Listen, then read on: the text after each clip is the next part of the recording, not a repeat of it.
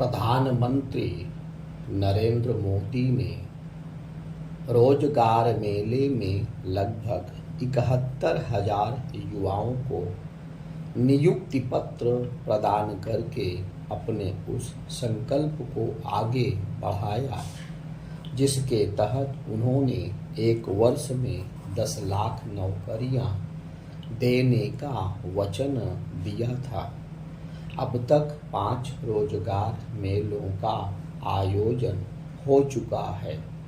इन मेलों में जितने नियुक्ति पत्र प्रदान किए गए हैं उससे यह आशा बनती है कि निर्धारित कार्यकाल में 10 लाख लोगों को नौकरियां देने का लक्ष्य आसानी से पूरा कर लिया जाएगा। निसंदेह एक वर्ष में 10 लाख सरकारी नौकरियां कम नहीं होती, लेकिन यह भी स्पष्ट है कि और अधिक नौकरियों की आवश्यकता है। इसके साथ ही यह भी समझा जाना चाहिए कि इस आवश्यकता को केवल सरकारी तंत्र पूरा नहीं कर सकता। निजी क्षेत्र को भी बड़ी संख्या में युवाओं को रोजगार देने में समर्थ बनना होगा। केंद्र सरकार को यह देखना चाहिए कि निजी क्षेत्र रोजगार के और अधिक अवसर सृजित करने की सामर्थ्य कैसे पैदा करें। इस मामले में केंद्र की तरह से ही राज्य सरकारों को भी सक्रियता दिखानी होगी। निश्चित रूप से उन राज्यों को अधिक सक्रिय होना होगा जहां उद्योग धंधों का विस्तार अपेक्षित गति से नहीं हो पा रहा है।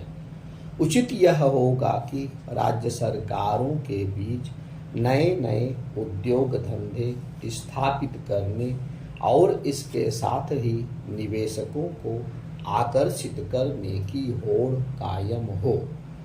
अभी यह होड़ कुछ ही राज्यों के बीच दिख रही है।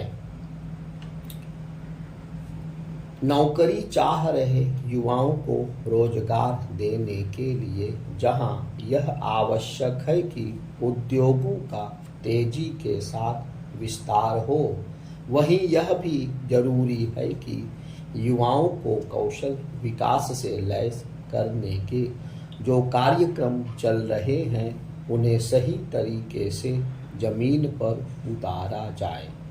युवाओं को हुनरमंद बनाने की आवश्यकता इसलिए पड़ रही है क्योंकि उनकी शिक्षा उन्हें किसी विशेष कौशल से समृद्ध नहीं कर पा रही है।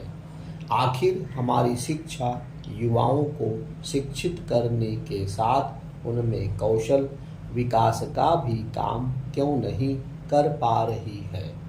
एक प्रश्न यह भी है कि शिक्षा में आमूलचूल परिवर्तन में अभी कितना समय लगेगा।